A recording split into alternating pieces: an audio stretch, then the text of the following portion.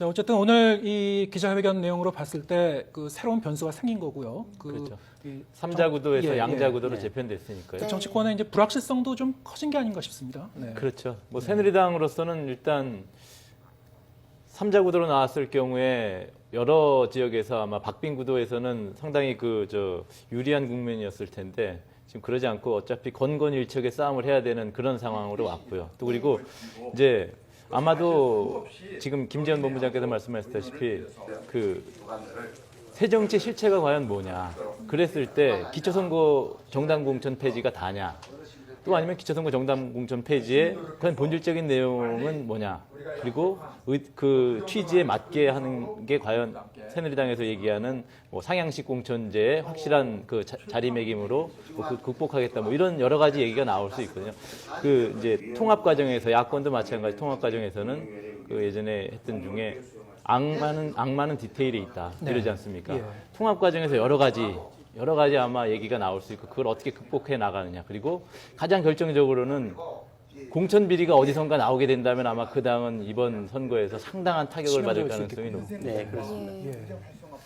자, 이 뭐 앞으로 이제 그 창당 과정을 갖다가 잘 지켜봐야 될 것 같습니다만, 네. 자, 이 과연 그 제3지대의 모습이 어떤 건가에 대해서 하여튼 그 계속 그 뭐 기자들도 질문을 했었고요. 여러 가지 관측이 나올 것 같습니다. 그 이 정당 강령부터 이제 좀 뜯어 고쳐야 되는 그 처지가 됐는데. 네. 자, 이게 한번 좀 전망을 다시 한번 해주시죠. 이게 어떤 범위까지 좀 아우르게 될지. 그 민주당 박수현 대변인께서 말씀하신 것 중에 한 꼭지가 중도개혁 신당을 지향한다고 했습니다. 네. 그러면 기존의 민주당 방향과 같이 가는 겁니다.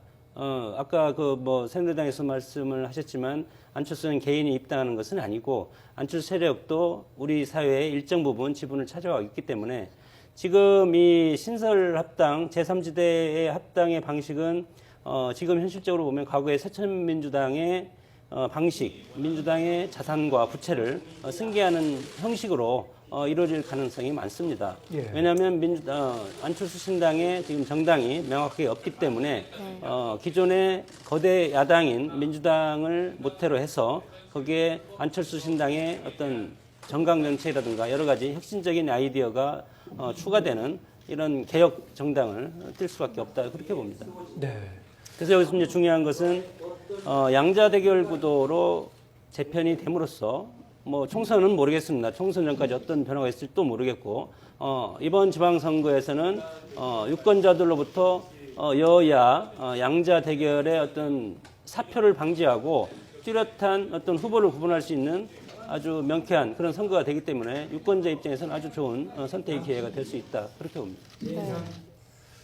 자, 뭐 민주당 내에서도 사실 이제 내일 의총을 한다고 하는데 아마 의총에서 여러 가지 얘기가 나올 가능성이 높습니다. 예. 얼마 전에 뭐 정청래 의원 같은 경우는 문재인 의원이 구원 등판해야 된다. 그리고 선대위를 조기에 구성하고 지금 지도부를 해체해야 된다. 이런 얘기까지 있었고 엊그저께 그 며칠 이후에는 초재선 의원들 중심으로 해서 그 모임이 하나 있는데 거기서도 마찬가지로 지금 원내대표를 조기에 어떤 선거를 해서 비대위를 구성해서 선거를 치러야 된다 이런 얘기가 나왔어요. 물론 이제 오늘 이 합당 선언 전에 있었던 얘기입니다만 그만큼 당내에서는 여러 가지 그 백가쟁명식 목소리가 나오고 있고 민주당 내 소위 이른바 친노 그룹에 있어서 어떤 김한길 대표 체제에 대한 불신이나 어떤 뭐 여러 가지 불만들이 많거든요. 네. 문재인 의원 같은 경우에 윤호중 의원을 통해서 양측이 통합에 합의하고 선언한 것을 환영한다라고 했습니다만 아마 앞으로 여러 가지 그 변수가 있을 겁니다. 네. 자, 앞으로 남은 그 양측의 이제 추인 절차 잘 지켜봐야 될 것 같습니다. 자, 이 국회 출입하는 박홍구 기자 그리고 배재대 장성호 교수와 함께 진단해봤습니다. 네, 고맙습니다. 자, 네.